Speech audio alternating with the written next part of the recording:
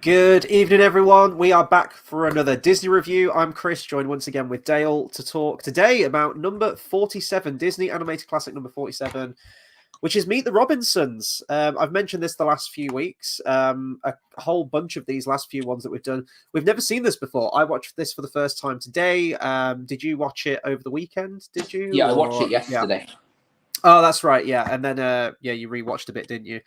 So this was interesting because this was a first, and I've had a couple of bad ones the last couple of weeks. Not to spoil our reviews too much, but suffice to say, we didn't really like Chicken Little, and we didn't really like The Wild all that much. So I hated. No, we didn't dislike The Wild. The Wild is not a Disney movie. It doesn't count. This is number 46. Yes, yeah.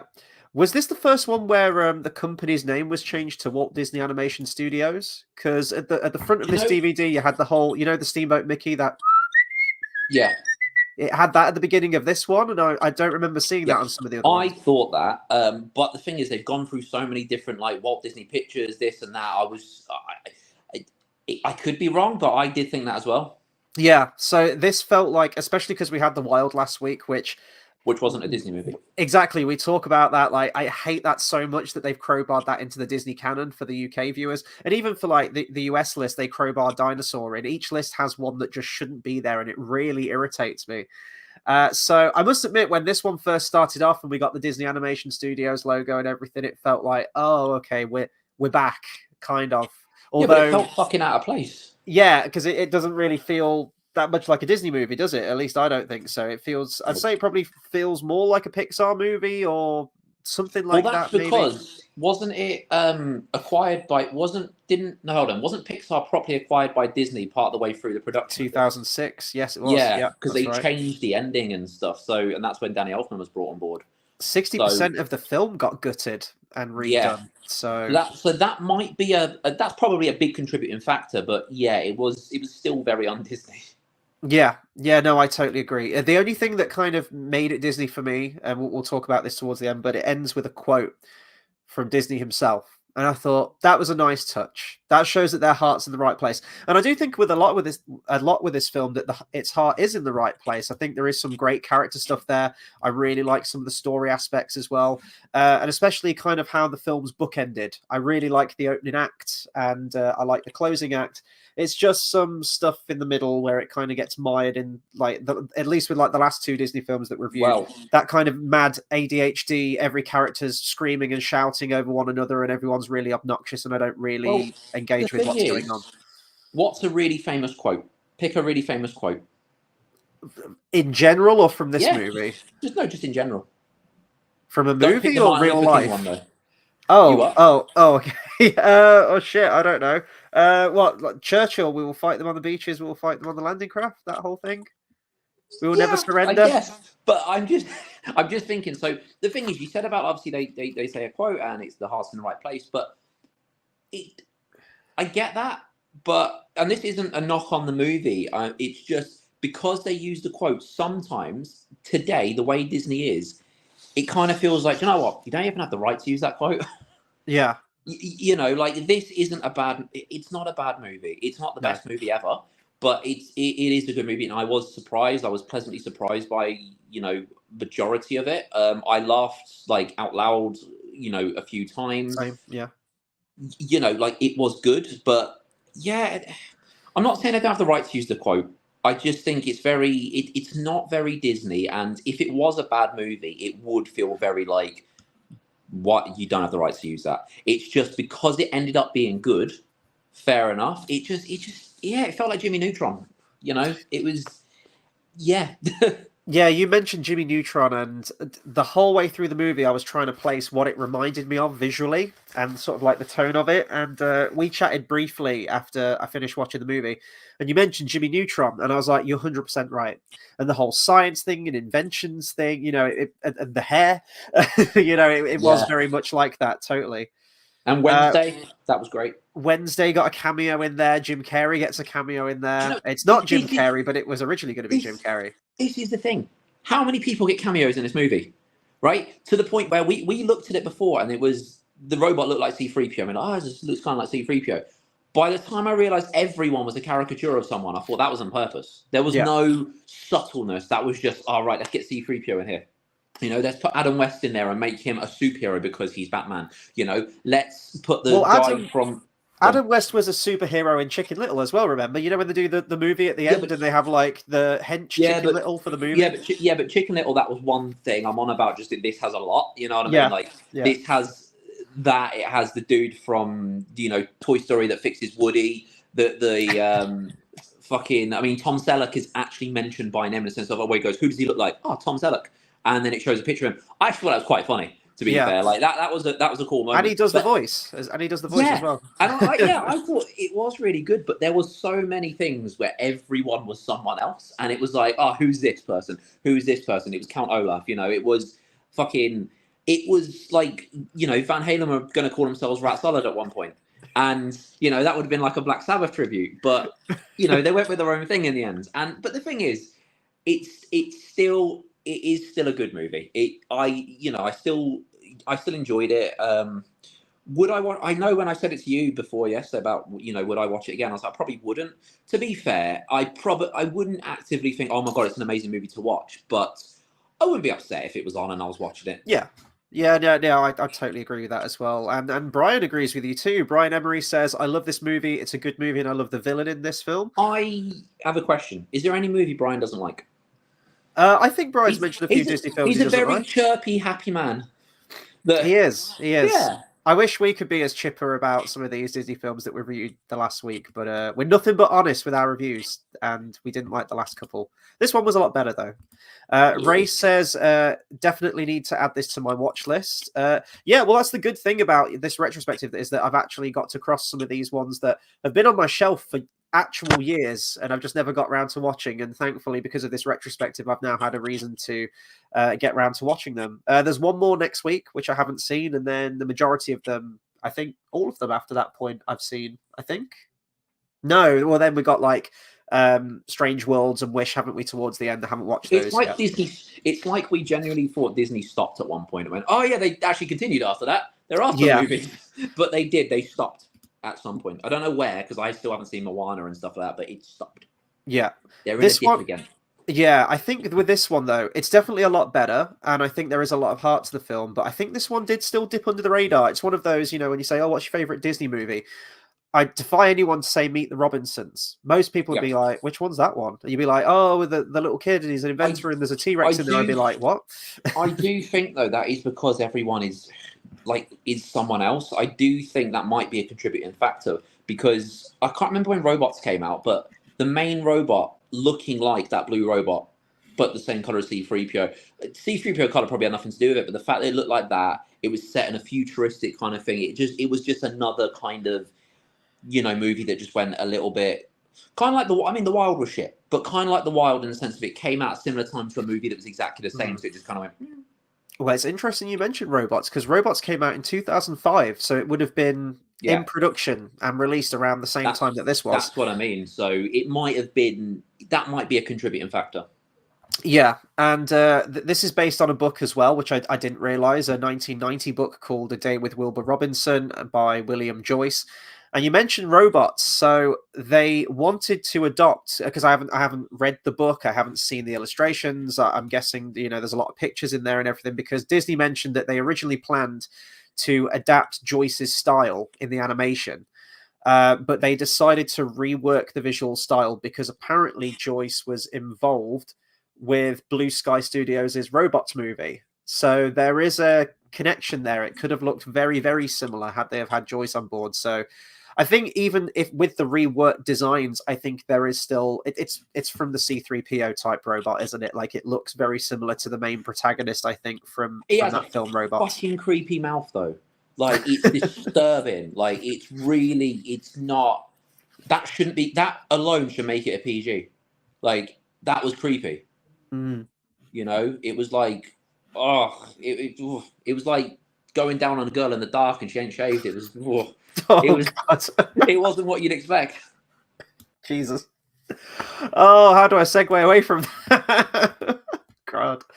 Okay, the director of this thing. There's not a whole lot of behind the scenes with this thing. So it's directed by a guy called Stephen J. Anderson. This was actually his directorial debut, and I did check to see what else he's done in terms of directing, and he's only directed one other film after this, which is also a Disney movie. However, that's on the US list, and we'll be getting to that one after we finish this retrospective, and it's the 2011 Winnie the Pooh film. I feel so bad for him because his name's been attached to two Disney films that have been an absolute box office bomb, including this one. And he hasn't directed anything since, I don't think. He's worked on other Disney projects as like an animator and things in between, storyboard artist, I think. It got all right reviews though.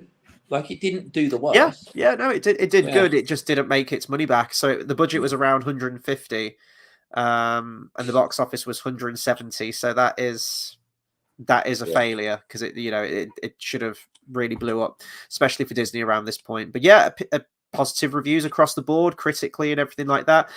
People praising the animation and the story. I'm kind of in between on the animation. It still feels, and it's insane to say this because it's 2007. It still looks very experimental and very early and very unrefined, especially on the human characters in this one. And indeed, when they acquired Pixar, they were really just struggling with how to animate before they acquired Pixar. They were really struggling to animate the human characters in there, and they actually took inspiration from Pixar's Incredibles, which was released around the same time in 2004, knowing how to animate them. Which is insane because when you cast your mind back to the beginning of the retrospective, Disney, I remember reading at the time, was struggling to animate human characters with hand-drawn animation, and now all these years later we've got a new animation style in the mix and they're kind of back to the drawing board. They're struggling to animate human characters, but again, this is 2007 and we've had huge, prolific, amazing computer animated films before this point. I don't know why Disney are really struggling with this. It felt like they were kind of late to the party with it a little bit. I think I'm wondering whether Disney's trying to cut corners a little bit, not loads, but kind of they're trying to save money. They've kind of gone at it, and like to say, they were new to this particular way of doing it, and they've kind of gone into it and been like, oh, we didn't need to spend X amount, and they only spent a certain amount, and they only spent a certain amount of time, where it's kind of like, probably should have done better there, Yeah. Apparently they were inspired by stuff like Warner Brothers cartoons as well as Disney's Alice in Wonderland and Cinderella, because they were chasing after a 1950s aesthetic. Did that come across to you? Because that didn't, I didn't really get that. That's what I mean. If they wanted to do that, they should have just gone back to fucking 2D animation. Yeah. But they didn't. I mean, there's bits at the beginning where it flashes back and you see Lewis's mom when Lewis is a baby, taking him to the orphanage, and they've got like a sepia tone over it to show that it's in the past, because that's how everyone does it apparently. But beyond that, I really didn't get like a 1950s aesthetic. I guess maybe the robot, you've kind of got like a Rosie the Robot kind of thing, kind of design, like a sitcom design, I suppose, but everything else just looked very garish and modern and new, and I didn't get like a 50s aesthetic from it at all, to be honest, when I was watching it. Yeah, it was. It could have really been set. I know it was set in the future, and there was dinosaurs and shit and everything. But like, it could have really been set anywhere. It was quite. Yeah, it was just quite. Yeah, I didn't get it. Yeah. Well, we mentioned briefly at the beginning as well, when Disney acquired Pixar in early 2006. Pretty much the grand majority of this film was just thrown out, scrapped, and completely redone, which included a brand new ending to the film, and the villain was totally scrapped and reworked. Apparently, I don't know if it was a new CEO came on board. Oh, it was acquiring Pixar. It was John Lasseter from Pixar, became the chief creative officer of both Pixar and Disney. And he saw an early screening of the film, and he said that he didn't find the villain scary or particularly threatening. But I mean, did you find the villain scary or threatening in the final product? Because I didn't. He's kind of a buffoon all the way through. Oh, he is. They should have given him like a knife, and like he should have just like pointed a knife at everyone. That would have made him scary. Or he should have eaten a child. Well, he does look like the child catcher, doesn't he? From that's it. Yeah, he does. Yeah, he again, another thing that I swear they must have just done it on purpose. It must have been a whole like, what could we do? To be fair, it worked. Like, I'm not knocking them for it, but it was just funny that every character, there wasn't, well, I say a single one. There's probably, a few, but like a lot of the main characters were very like, oh, that's this one. Oh, that's this one. And then I was looking at some going, Who's this one remind me of? Yeah, Like it yeah. was, but it worked. Yeah, I don't know if on the behind the scenes, I actually didn't check if there's many behind the scenes on this one. There's deleted scenes. There actually might be. I don't know if there's like a commentary or something, because I'd love to know what the original outline for this movie was regarding the ending and the villain and everything. Because apparently, to improve the villain, they added a new sidekick. So I'm guessing that's Doris, right? I'm guessing that's the hat. That would be the sidekick to the villain, I suppose. Um, and Probably, yeah. and the dinosaur chase was added in there for a bit of an action beat, because that apparently wasn't in the original draft, and the ending was completely reworked and changed. The Do you ending know did what? feel very quick to me with the whole, Knowing, oh yeah, go on, sorry. I was going to say, knowing that they included a dinosaur just because they wanted action is like someone going, "Oh, what can we do to make it better? Dragon." Like, you know what I Yeah. mean? It's like someone with ADHD going, "Dragon, dragon, I'll do it," and they're like, that's what it felt like. I mean, yeah. I mean, the thing is, they made everything that they did. They did make it work. I will give them that. It was just a very amalgamation of a lot of different things that you're like, okay, and then you find it's a Disney movie. You go, was it? Okay, Mhm. you know. Did you think the ending was quite rushed with the whole, oh, Doris has taken over the world, we're now in an apocalypse where this bowler hat has mass produced itself like Skynet, and Yeah, considering the pacing of the rest, yeah, because it was kind of like someone was excited to kind of get it done, you know, yeah. in the sense of, oh, we know where we're going, cool, and it's like, dude, chill, just chill, just take it a page at a time, and yeah, so yeah, it what, but the thing is, I don't think it was like it didn't feel completely out of place. It was just, yeah, it could have been, I guess, a little bit longer. But how long was the movie? Let me have a look. It is 95 minutes, so Yeah, it's it could have about been. 20 minutes longer than some Yeah. of the other ones we've reviewed. Yeah. Yeah, it's probably one of the longer ones, isn't it?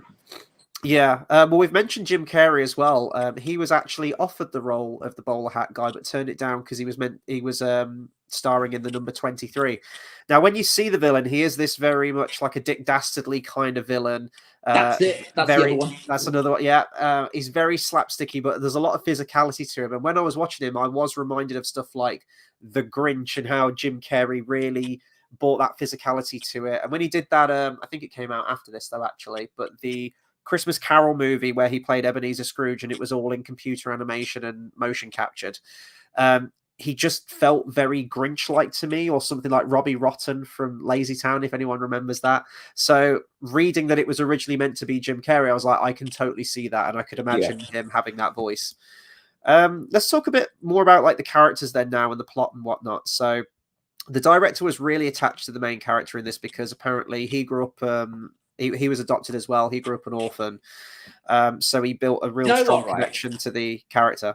I'm I'm not being funny. That might be true, but I fucking hate those stories. It's like, oh, I was too. It's like, all right, mate, just fucking direct the movie. But he Like, pours his heart and soul into it. No, I quite yeah, like that. He's got yeah, a but do you know what? Like, cool, you were too. Get on with it. Make a movie. Like, I get it. I do. But you know, it's yeah. I don't know. It's just one of those things of just like, you know, some. It's like you know, Tolkien writing Lord of the Rings and being like, you know, I get it. I was called a fucking dwarf, so I made Gimli. It's oh, shut up. Like, just make a small character, call him a dwarf, and be done with it. But moving swiftly on. yeah. Well, that'd be like modern. Everyone wants a handout now, don't they? That'd be Exactly. like, Everyone come wants a on, fucking sub story and a yeah, fucking. I mean, yeah. he's probably telling the truth, so you know, fair play to him. But I'm just saying, you hear it a lot. So yeah, the plot of this one, I went into this one as we said, like I didn't have any prior knowledge to this one. I saw the poster for this thing. I knew there was a T-Rex in there. Beyond that, I knew absolutely bugger all about this film, and that was kind of refreshing going into this one. I'm going to have the same going into next week's as well, knowing nothing about the plot or where it was going. It's about a dog. It's about a dog, and there's a hamster in a ball. That's next week. And John Travolta's in it. And John, yeah, he is, and Miley Cyrus apparently. Yeah, but we care about John Travolta, not Miley Yes. Cyrus. So the story revolves around 12-year-old Lewis, who's an inventor, and he really wants to be adopted. Along the way, he meets Wilbur Robinson, who's a time traveler, and takes him to the futuristic year of 2037, which is only 13 years away. Let that sink in just a little bit of a second. And then he meets the eccentric family, and there's also a mysterious bowler-hatted man who wants to change Lewis's fate and change the future. I really got They whoa, what? Yes. I really, really liked the opening act of this film. I thought Lewis was an incredibly likable protagonist. I thought there was a lot more emotion to it, which that stuff was probably reminding me of a Pixar film, like the beginning where he's left there as a baby and growing up in the orphanage and whatnot. I really liked all that stuff, like genuine, really good character stuff. The bit where he says, "Oh, this is like my 123rd failed interview to be adopted," and she goes, "Oh, you're exaggerating," and he's carved every single one as a tally on a box. I thought that's a really, really nice moment. He's The a bit bit where he's a bit Victor Zaz, isn't he? a little bit, yeah. And the bit where he wants to try and build an invention to help him remember who his real mum was, because he believes that that's the only person who truly cared about him. And she would have given him up under the right circumstances. I thought that was a really, really nice and interesting place to begin the story with the character, and immediately made me gravitate towards the character. He was just a really sweet character who was, a bit geeky, making these inventions and whatnot, and just trying to find his place, basically trying to find his purpose. Yeah, he was. I did like him. I didn't find him annoying. I found him quite cool. I found his relationship with Lewis, wasn't it? The blackhead man, the blackhead boy. Goob is the Goob. name they call him. Lewis is the main character. Yeah, Lewis is the main character thing, but yeah. Anyway, but I like their relationship with them. It's quite buddy. They were quite cool. I didn't feel like Goob was on screen for like he didn't outstay his welcome. I felt, especially at the beginning as well, like when he pulls him onto the tent thing and he's all right, can I go now? And I just thought there was a little bit of banter that you would have as kids, and I would agree that there was good personality to a lot of the characters. I think, even before we get to the caricature Adam West characters, which again was great. There's a lot of things to like about the other characters. It doesn't just go on that silly humor.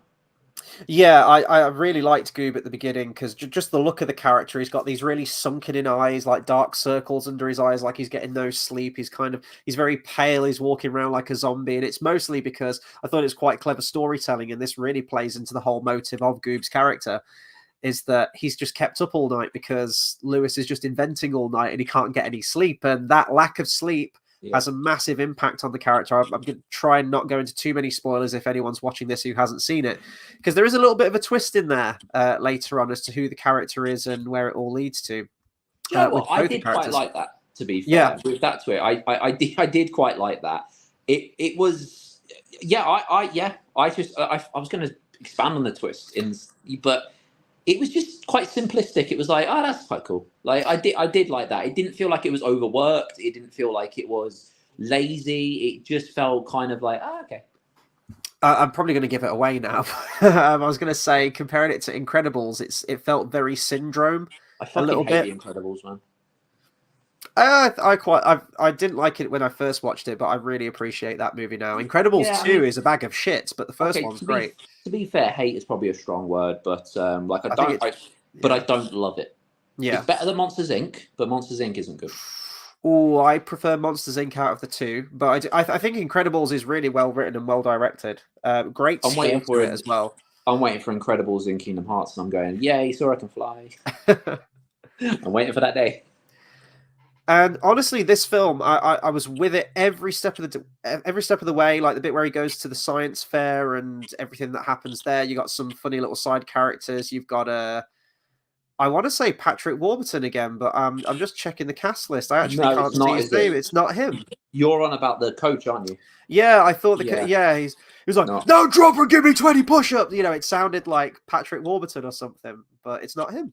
Is it Warburton or Warburton? Warburton, I think. I'm probably saying it like the bread. Well, the thing is, because I always pronounce the bread wrong, and I say they're Warburtons, and everyone thinks it's weird. Yeah, you kind of putting the emphasis on each word, or it should just flow naturally. I always call it like Warburton. It's Warburton. Warburton's bread. Warburton. Just one word. Let it flow. It will never be Warburton's. Let it flow. Let it flow. Let it go. We'll get to that soon. It's not far off, that one. Yeah. And then this film kind of took a dip for me once it got into all the futuristic stuff. The second act of this film just felt like a mile a minute. There's singing frogs who have got fake teeth and they're teleporting around, and we've got this character, and it felt a bit of character bloat. I don't really think you get enough time with the amount of side characters that are in there. You might disagree. I just thought there were too many characters within the family, and everyone shouting and screaming over one another, and it was so frenetic, and I couldn't keep up with it, and I just kind of zoned out. I thought we've gone too far off the beaten track now from where we started this story.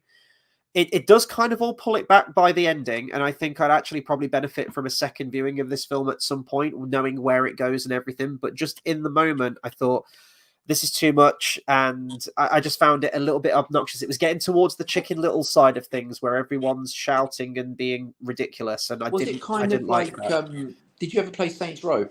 Yes, yeah. So you know how it started off as a gang game, then the second one was a gang game, tiny bits of height and stuff. Then the third one heightened. By the fourth one is an alien invasion. I went, what? Yeah. Was it kind of like that? Yeah, a little bit. It was doing too much, and then there was a dinosaur chasing after them, and but honestly, by the end of the film, where it all ties up, and it's really nicely bookended with the stuff that happens at the beginning. I don't want to go into too many spoilers, but it does tie back into the main character. Does go back to the moment where his mom left him on the doorstep of the orphanage, and I thought that was beautifully handled. I thought there was a lot of subtlety in there and a really powerful moment. Like Mother Gothel. Yes, yeah, she was actually, yeah. But the moment where he could go and speak to her and say everything he's probably always wanted to say for all these years, but he holds back from it at the last minute and just lets the future play out as it did. I thought that was wonderful. I thought that was a really nice moment. Yeah, it was. I did like it. I mean, a lot. It's weird because a lot of this movie, there's a lot of things that were fine where you go, no, that was fine. I like that. Nothing. It was a very. I'd probably give it like a 6 out of 10, to be fair, just a little bit above average. I'm more inclined to give it a 5 because it didn't feel Disney and for a Disney movie, but it does hit that just above average thing. But there was a lot of stuff that was like, oh, that's fine, that's cool, and it's funny and it makes you laugh out loud. But again, it's one I wouldn't just jump back to. But if I happen to watch it, I'd be like, oh, this is an alright movie, actually. Yeah. I do like some of the time travel stuff in there. It's very Back to the Future as well, how people will just, dematerialize out of existence if you change something. I was trying to wrap my head around the time travel rules in this, and I was thinking, well, how could this happen if he's going to change this at some point? But they do kind of play with that. They just say that nothing's set in stone. So people can go back to the past and change something, and it kind of happens there in the moment. It doesn't have like a massive knock-on effect for the rest. Yeah, time travel's always got different rules and stuff, hasn't it? Yeah, I think as long as a film is consistent with its take on it and its rule, then it's fine. Let's talk about the I don't know, the animation maybe. Do you want to talk about that, or the music? Where do you want to go from here? The animation was shit. No, to be fair, it wasn't Chicken Little bad. It was better. The hair movements and stuff when people moved, it flowed better, like Wilbur's hair and stuff. Like there was things I could see, and it was kind of cool and it was kind of fun, but it did feel very empty. So like you'd see like the baseball pitch that they went to, like you'd see it, and then it would look like there's nothing else in the world. It's just there on its own. It's like when they saw the house, there were some trees and stuff. It was cool, but if you looked into the distance, it was just kind of like, there's nothing around there though. It all felt very. They did what they did. Yeah. But I do think that Disney were trying to. The reason they did these three, I mean, I could be wrong, but the reason they did the 3D animation was because, it was like, what's a bit cheaper for us? And then they didn't put as much money into it as they felt that they needed to, and that's why I think it probably suffered a little bit. Well, when they did Chicken Little, they put a lot of the animators on like an 18-month crash course on how to animate, didn't they? Because a lot of them hadn't done it before. So these few films do feel quite experimental. Like we're getting better ever so slowly. Like the animation's getting a little bit better. We're trying to do humans now, but it's not quite there. You look at the trailer for Moana 2 and like the hair and the ocean and just everything, the detail, it's outstanding. And even, you know what, I'd even say for like Tangled as well. I think that still holds up, and that film's quite old now. Tangled is good. The animation on Tangled is good. I never really found too much of a fault with it. Yeah. Now I'm going to look at it really critically next time I watch it. I might, but that's what I'm thinking, yeah. I never found a fault with that, and it never looked dated. Like the thing about Chicken Little and this, they do look quite old. You know, whereas Tangled looks exactly like it does in Kingdom Hearts. So Yeah. Even for this time though, like 2007, I still think it looks really but that's what I mean. It old. looks It dated. feels, Like it looks yeah, kind of it like, oh, does. when did this come out? 2000. Yeah, You know, 2001. yeah. But it didn't. Yeah, no, I agree. Let's talk about the soundtrack to this then. So Danny Elfman did the music. I guessed that it was Danny Elfman, but as soon as they go to the futuristic world, they go through like the little bubble, and we first see like the building and the world and everything. I was hearing the soundtrack, and you had like the typical Danny Elfman style choir, and it sounded very much like Edward Scissorhands a little bit. Danny Elfman has a very samey music. I love Danny Elfman. I think he's a fantastic composer. But he did kind of hit a point where every score he made after Edward Scissorhands kind of sounds a little bit like Edward Scissorhands. He should have. They should have played Little Girls. Oh, from Oingo Boingo. Yeah, that's what they should have done. I fucking love Oingo Boingo. They're fantastic. But I was like, did Danny Elfman do the music to this? It felt very bubbly, and like all of his mannerisms and stuff in his music. I was just googling the movie. I was like, oh yeah, he did. So I was glad that I picked up on that just with the soundtrack. But I thought it was a pretty good soundtrack. There's some sweet moments in there. Nothing amazingly memorable, but I thought it fit the film very, very well. There's a couple of like pop songs in there, I think, as well, isn't there? Sprinkled through some like montages and whatnot with the music.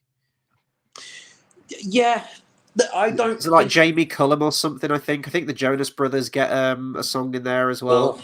I don't Yeah. think the music's very memorable though. Like that Yeah. kind of stuff. I think it's very sort of. I think the score's cool, but the music itself is not very memorable at all. Yeah. Yeah, it's kind of a lot of bands that worked on it. Yeah, there's not a whole lot. The Japanese version got a different song in there as a theme song, but yeah. Did they? What song? It says the Japanese version uses Hitomi Hiraiti. I'm absolutely butchering that. I do apologize. By Mitsuki as the theme song.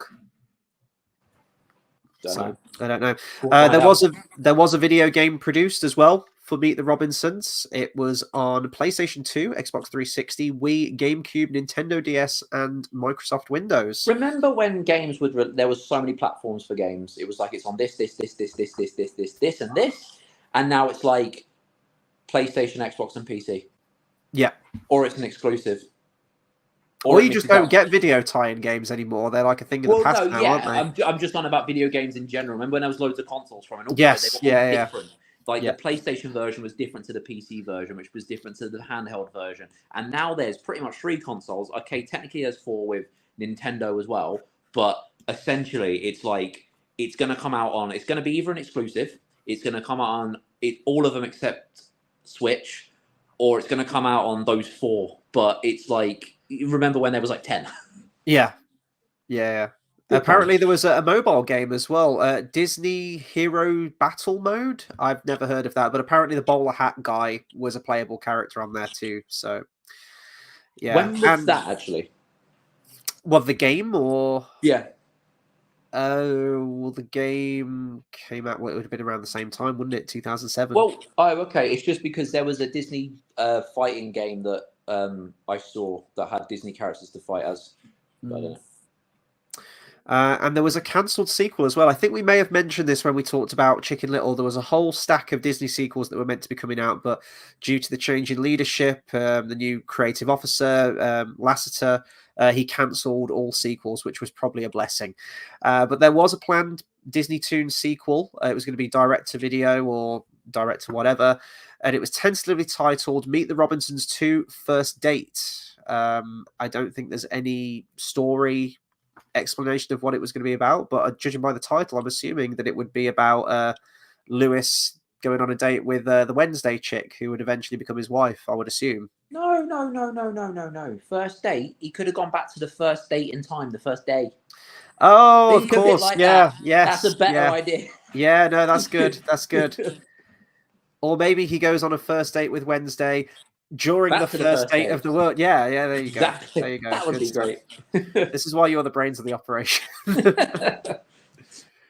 And probably similar to Chicken Little because of the fairly lukewarm box office return and critical return. And no one was really talking about it. As I say, Meet the Robinsons, I think it's probably one of the most obscure Disney classics If you're in conversation about Disney classics and you mention Meet the Robinsons, I Yeah, guarantee no one's seen this. that's why it's hard for me to not because I did like the movie, but it's hard for me to rate it too much above average because it doesn't feel like a Disney movie. Mm. Like I've said before, if Different Kind of Truth wasn't by Van Halen, it would be this incredible album. But because it was by them, it was no. I say I really liked it, really enjoyed it. Same like this, I really enjoyed it. But it was just one of those of just like for them, I wanted better. You Mm. know, and that's kind of what this movie feels like. It feels very, but that might just be my stubborn brain that can't comprehend the fact that it's a Disney movie. Yeah, do you remember? Sorry, I was just reading this as well. Do you remember they bought this short out? And I really wanted to watch this actually, but I still haven't got around to it. A year ago in 2023, Disney did a thing called Once Upon a Studio. I remember seeing a trailer for it, and I think it was to celebrate Disney 100. It was like a live action and animated crossover thing. You had a lot of the 2D animated characters that jumped out of the pictures and were interacting with people in a kind of Who Framed Roger Rabbit kind of way. I never watched it, but wasn't that Looney Tunes back in action? That no, just have a look at it. It's a 9-minute short, but it includes No. apparently characters from 62 of the films that they've done. No. But apparently, a bunch of the characters from Meet the Robinsons appear in that movie with new models because over a decade, it's been well over a decade, and the models are kind of obsolete now. They've got a lot of new technology, and they completely reanimated them from scratch using new tech. So there's still a chance we might get a sequel, but we're going to get a sequel to Zootopia because that was popular, and I don't think we're going to be getting a sequel to these. Yeah, we won't because it didn't do well. Frozen did well, so we're going to get Frozen 10 by the time we're 50. You know, so you know what I wonder about Frozen is because the thing is it does really well, and they keep pumping them out. Why don't they just make a Frozen TV show? Yeah, I'm really surprised they haven't already done that, to be honest, or a Tangled one. I'm surprised we haven't gone back to the world of Tangled. Much of Tangled at all. To be fair, I thought about if they made like a Frozen TV show and it's 2D animation, that would be cool. But do you think it would look less impressive? Only because it's now a TV show, which TV compared to movie, obviously, it's going to go a little bit more under the radar because it's a TV show. Now they've made it 2D animation. Will it look low budget? Yes, I think it would. Yeah. That's the only danger. But 2D Frozen, and it would be cool. And a TV show makes a lot of sense. They can pump out over and over and over again. Now we mentioned that, they did go back and do Tangled, didn't they? Didn't they release like a Tangled TV show in 2D animation? Yes, there was, but I don't have a clue about anything about it. I've only literally gone on Disney Plus, seen it, and skipped past it. So was it actually called Tangled 2? They did like an animated short as well. I'm not sure. It might have tied in with Frozen or something. Actually, it was when they're getting married. Yeah, Tangled Ever After. It was a 6-minute short. Oh, that's it. What was that in front of? Oh, Princess and the Frog. Apparently. Was it? Oh, I never. Well, I think I said them. Oh, hang on. It premiered in theaters before the 3D theatrical re-release of Beauty and the Beast. That's when I saw it. When I went to see the 3D Beauty and the Beast. And on the Disney Channel, followed by the premiere of Princess and the Frog. Oh, okay. That was when it was on TV. Hang on. No. Right. So I've just looked. So there's Tangled. There's quite a few things actually. So there's Tangled Ever After. That's the 6-minute short. That's like the sequel, which is not a 2D, yep. And then there's Tangled Before Ever After. That's the one I think I was thinking of. That's fairly recent, isn't it? 2017. Yeah. That's 59 minutes. Huh. And that's not a film, is it? That's a series, I think. But the style in that is that's a film.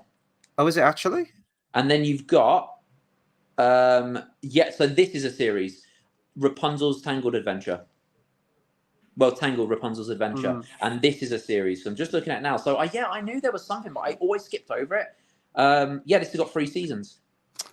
Oh, okay. Well, so that Tangled Before Ever After, apparently, it takes place in between the first film, and that Tangled Ever After before they get married. So they did a Hercules. And serves as the first episode to Rapunzel's Tangled Adventure. Oh, okay. So it leads into that. So the thing is, like, with What I was going to say, yeah, looking at this, it's like, does it look low budget though? Because that's the Yes. danger you'd fall into. It does, doesn't it? Yeah. But yeah, that's interesting. I didn't actually realize this was a proper show. I just skimmed over it, thinking it was another one of those, like, you know, when you see the lamp thing, Toy Story with Bo Mhm. Peep, and it's like like, you know, just one of those is what I thought it was. So that's interesting. I don't know if it's any good. Maybe we'll have to watch it or little bits of it before we get to Tangled itself. But I don't yeah, know. I've it literally might just be put it alright. on in background silently, so we'll see. But yeah, Meet the Robinsons. What else can we say about it? So yeah, I mean, with this one, I do like the story it's telling. I think it does go down some interesting routes with the villain, but I don't find the villain particularly memorable or scary or intimidating. He's kind of a buffoon all the way through by design. No, he's another example of how we don't get Disney villains anymore.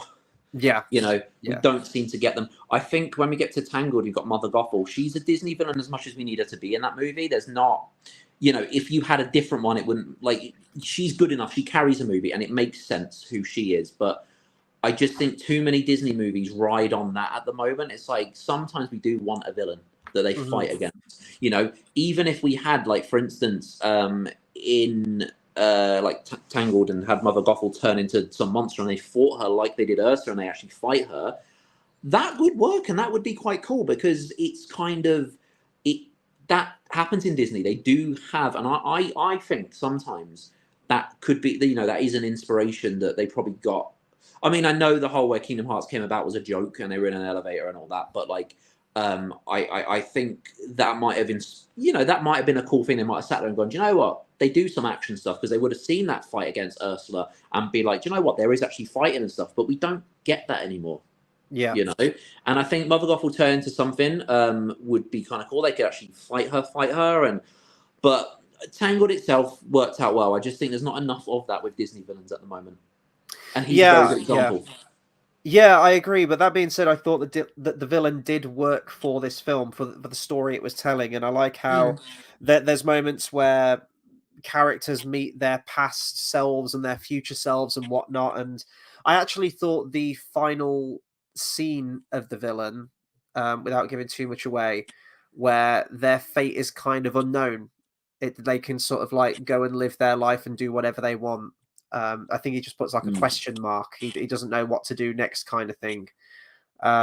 Which is then kind of immediately negated because then we go back in time and we change fate and everything. So, but I thought that would have been a nice end for the villain, how he kind of has a change of ways, but then he doesn't really know what to do with his life. I thought that would have been a nice moment, but he can make his own choices now. He can do whatever he wants, but then we kind of go back on that in the very next scene and we alter history and whatnot. But yeah, the moment where the protagonist meets his future self and whatnot, I thought that was a really sweet scene. And as I said, like when it goes into that quote at the end, I thought its heart is in the right place. They use a direct quote apparently from Walt Disney himself, and I thought, well, it's nice to know that you are going back to the great man, Yeah, you know, yeah, which I feel like modern Disney probably needs to take a leaf out of Meet the Robinsons book and do a lot more of that. But I yeah, thought it was a sweet little film. I thought there was a lot of charm to it. I thought there was a lot of heart to it. But for me, it was just that second act just really fell down for me. And I don't know if this is a problem with like the original book, that there's a lot of characters, but I feel like with a book you can get away with that more. I just found the film there was too many side characters. You've got like the brother and the sister, you've got the old man and the old woman, you've got the wife character, you've got Adam West's character who's there, you've got the robot, you've got a giant squid, you've got a T-Rex. There's just so much, and it throws all of this at you. You got the singing frogs as well, and the Wednesday character, and it yeah, was a lot. yeah.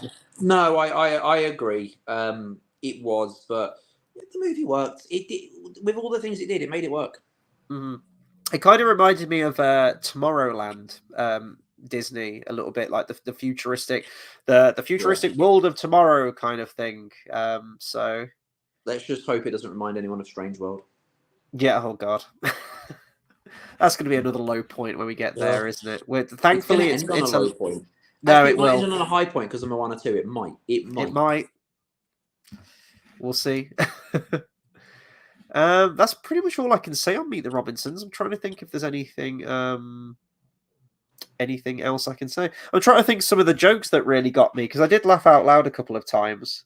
I like the Tom Um, Selleck one. I don't know why. It wasn't much of a joke, but mm, there was a dad joke in it. like a really fucking weird pun, and I can't remember what it was. But I thought the running joke yeah, about the villain recruiting things that don't have arms or short arms to achieve the goal was pretty funny. He possesses one of the frogs at one moment, and the frog's like, "I can't. You didn't really think this plan through because I have tiny arms." And then he goes didn't the back in dinosaur time say and the same thing? yeah, exactly. Yeah, He gets the dinosaur and he chases him into a corner, but he can't reach with his little T-Rex arms, and he says the same thing. I thought some stuff like that was kind of funny. I got a kick yeah. out of that a little bit. There was some cool humor. I did like the Adam West character where he's a pizza delivery guy. So, oh yeah, he's a pizza delivery guy, and I was like, that's interesting. You know, it was all very I like there was some good humor in it. There was just some good. The thing is, this movie is a definition of it. It was fine. It was good. Like it was it. Nothing stands out as this spectacular. Oh my god! But it was all very good. Yeah. No, I really liked it. It gets it touches on a lot of interesting themes. I like some of the time travel aspects to it. I thought the main character was really likable. Sometimes they can get into really annoying territory, but I never found that with the main character at all.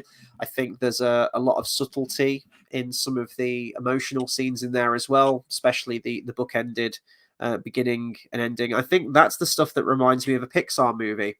Because Pixar really tug on the heartstrings like that. Well, they used to. Probably not now. They've kind of gone the way of the Disney. I haven't seen Inside Out 2, actually. I've heard that's pretty good. But Oh, like fucking Inside Out 2. Oh, I mean, I haven't seen Inside Out 2, but Inside Out 1 was so shit. Oh, I disagree with you there. I loved it. No, do you know what? I mean, in that case, shit is probably a strong word, but the trailer was really good, and I was like, this will be good. And then I watched it, and I was like, eh. Mm-hmm.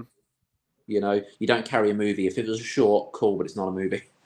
I liked it. I really enjoyed the first one. And then I kind of stayed away from the second one, I think, just purely because of how Disney's been recently and not wanting the first one ruined or scared of where they were going to take the story. But apparently it's pretty good. Apparently it's all right. So I will get round to it at some point. But I feel like that's all we can say on Meet the Robinsons. I think in closing, I did enjoy it overall. It's not going to blow me away. I think it's probably on the higher end of average for me, this one. But I did appreciate a lot of the scenes in there. And I will say it wasn't as bad as I thought it was going to be, because we were ragging on this film for the last couple of weeks. We were dreading this one. It wasn't as bad. Yeah, it wasn't terrible. Yeah. Doesn't quite have that punch of a Disney movie, though, does it? You don't immediately think Disney when you look at this one. Yeah, it's not a Disney movie. Well, we'll see about next week. So next week we'll be rolling on to number 48, and we will be talking about Disney's Bolt, another film that I haven't seen. This will be the last one until Strange World that I haven't seen. So I've seen it. It wasn't as bad as you might think it would be, but I don't remember much about it at all. I was very young, and I mean, well, I say very young. I was probably like 13. When did it come out? That's a very good question. Let's see if it says on here. I'm guessing it would probably be the following year, wouldn't it? They tend to crank them out every other year. Bolt. I've got the internet at my disposal. Why am I looking on the back of the case? I can just literally. 2008. I would have been 14. So yeah, I wasn't like a baby. Is it 2008? Yes, 2008. Yeah, like I wasn't a baby, but I was young enough that I've only watched it once. It didn't leave the lasting impression, and for me to go, yeah, I watched it. I don't remember hating it. It's got John Travolta in it. You know, it's about a dog. We all like dogs, so it's also got Malcolm McDowell in it. It's fucking great. I know, it's actually a horror movie. That's the thing.